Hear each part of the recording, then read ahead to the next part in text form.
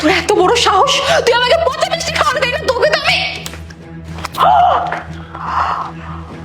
কি ম্যাডাম, পচা মিষ্টি খেতে ভালো লাগে না? হ্যাঁ, পচা মিষ্টি খান। তোর এত বড় সাহস, তুই আমার গায়ে থাপ্পড় মারলি, তাই না? হ্যাঁ, তোর অবস্থা কি করি তুই এখন দেখ। আরে আরে কোথায় তুই? জলদি আসো। আরে বাবা, কি হয়েছে? এত চিৎকার করতেছো কেন? কি হয়েছে আমার জিজ্ঞেস করতেছে, তাই না? এই যে তোমার রহিম চাচা আমাকে পচা মিষ্টি খাইয়েছে, তার উপর আমার গায়ে দুইটা থাপ্পড় লাগিয়েছে।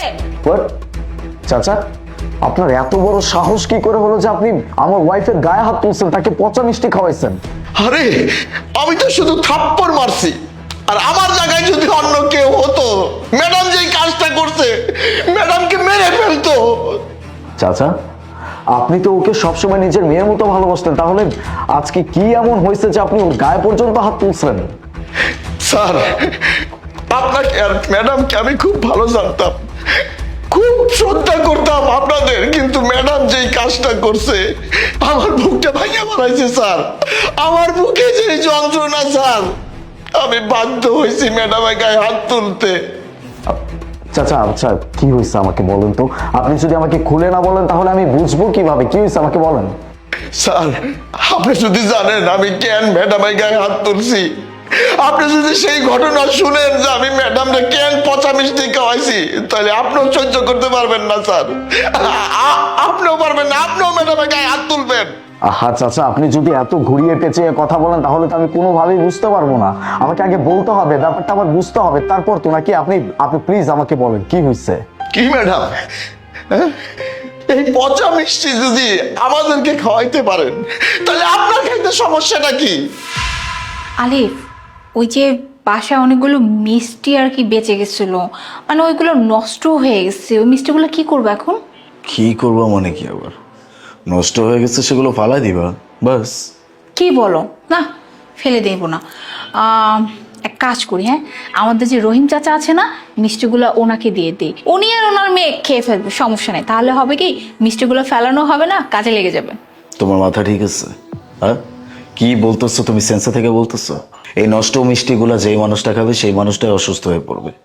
এত কিছু আমি তোমাকে বলতে বলি নাই, যতটুকু বলছি ততটুকু করো, কাউকে দিতে হবে না, মিষ্টিগুলো ফালাই দাও। আলিফ, তুমি তো পাগল হয়ে গেছো, ওরা গরিব মানুষ, ওরা যে পচা মিষ্টি খেতে পারতে সেটা তোর সাত কপাল, আর তুমি কিনা বলতো সেই মিষ্টিগুলো ওদেরকে দিব না? তুমিও না একেবারে। এত কথা কেন বাড়াচ্ছ? তোমাকে যতটুকু বলছি ততটুকু করো, ফালাই দিতে বলছি ফালাই দিবা। বেশি বোঝো না, আমি তো মিষ্টিগুলো রহিম চাচাকে দিয়েই ছাড়বো, টাকার মিষ্টি আমি ফেলবো না কে? আর আমি যদি রহিম চাচাকে মিষ্টিগুলো দিই, ও কি করে জানবে? ও তো জানতে পারবে না। দোলা, দোলা বস, এই দেখ ম্যাডাম মিষ্টি দিছে আমাগো। মিষ্টি খাবি না? নে খাওয়া। আমার মিষ্টি অনেক পছন্দ আব্বা। মা, মিষ্টি খুব ভালো না? আমার একটা দে তো, খাইয়ে দেখি। না, আজকাল করে আমি খাই, তুমি আরেকদিন খাইও। তুই সব খাবি? আচ্ছা আচ্ছা আচ্ছা, ঠিক আছে খা। আমি হাত মুখ ধুয়ে আসি, তুই খা। পাগলি মা আমার।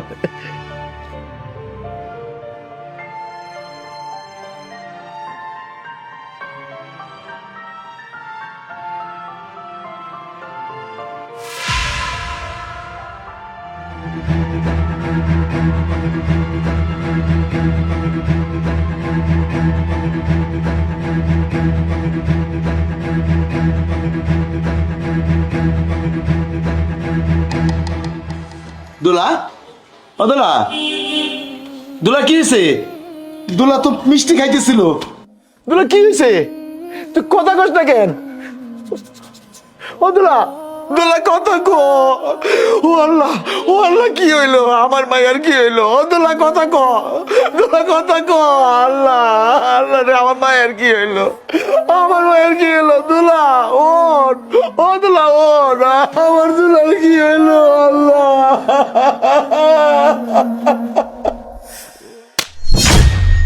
তোমাকে আমি কতবার করে বারণ করছি এই পচা মিষ্টিগুলো কাউকে না দিতে। আমি তোমাকে ফালাই দিতে বলছি। কিন্তু তুমি শেষমেশ কি করলা? এই নষ্ট মিষ্টিগুলো সামান্য কিছু টাকা বাঁচানোর জন্য তুমি চাচাকে দিয়ে দিলা। আরে ভাগ্য ভালো, চাচার সন্তান এখনো পর্যন্ত বেঁচে আছে, আইসিইউতে ভর্তি আছে। যদি মানুষটা মারা যেত তাহলে কি হতো? আর উনি আমাদেরকে পরিবারের সদস্য মনে করে, এই জন্য এখনো পর্যন্ত আমাদের এগেনস্টে কিচ্ছু করে নাই। তোমাকে যে মাত্র 2টা থাপ্পড় দিয়ে উনি ক্ষান্ত হয়েছে, এটা তোমার 7 কপালের ভাগ্য। এখনই যদি চাচা গিয়ে আমাদের নামে মামলা করে তাহলে কি হবে? হ্যাঁ, না তুমি পার পাবা না আমি পার পাবো। বারবার করে বলছিলাম মিষ্টিগুলো তোমাকে ফালাই দিতে, কিন্তু তুমি সেটা না করে এই টাকা বাঁচানোর জন্য সবগুলো মিষ্টি, নষ্ট মিষ্টি ওনাকে দিয়ে দিচ্ছ, যেটার পরিণতি আজকে ওনার সন্তান ভোগ করতেছে। চাচা, আমি ওর তরফ থেকে বা আপনার কাছে আমি ক্ষমা চাচ্ছি। আপনি প্লিজ ওকে মাফ করে দেন। দেখেন, ব্যাপারটা তো হয়ে গেছে, ঘটে গেছে, ভুল হয়ে গেছে, এখন কিছু করার নেই। আমি আপনাকে কথা দিচ্ছি, আপনার মেয়ের চিকিৎসার যত খরচ লাগে সব কিছু আমি দিয়ে দিব। আপনি জাস্ট আমাকে বলেন কত টাকা লাগবে, কিন্তু আপনি দয়া করে এই ব্যাপারটা বাইরে কাউকে বলবেন। আমাদের মান সম্মানের একটা ব্যাপার আছে। স্যার, আমারে টাকা দিয়ে কিনতে চাইতেছেন? স্যার, আমার মতো গরিব মানুষের পরিবারই সব। ওই মায়াটা আমার একমাত্র বুকের ধন। ওই মায়াটা ম্যাডামের দেওয়া পচা মিষ্টি খাইয়া এখন হাসপাতালে আইসিইউতে আছে। ওই মায়াটা যদি মরে যায় স্যার, আমি কারে নিয়ে থাকুম কোন স্যার?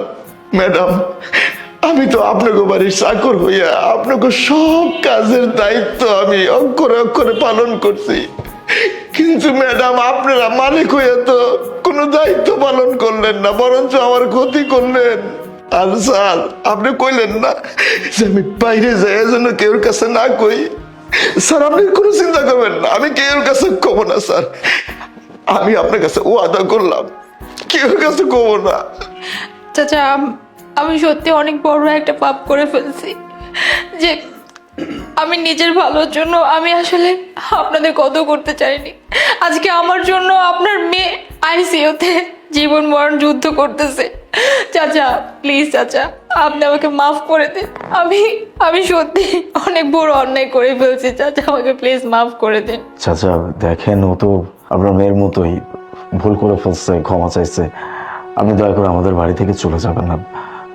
কাজ করেন আপনি, কোনো সমস্যা নেই। আমি তো বলছি সবকিছু আমি ঠিক করে দিব, আমি টাকা পয়সা সবকিছু দিয়ে দিব। প্লিজ আপনি চলে যাবেন না। না না স্যার, আপনাকে বাড়ি আমি আর কোনো কাজ করতে পারবো না স্যার।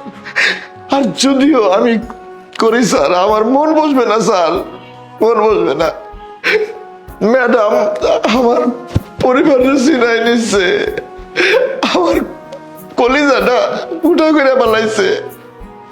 আপনারা আমার ক্ষমা করবেন, আমার পক্ষে আর সম্ভব না আপনাকে বাড়ি কাজ করা। আপনারা ভালো থাকবেন, আপনারা শান্তিতে থাকেন। চাচা, চাচা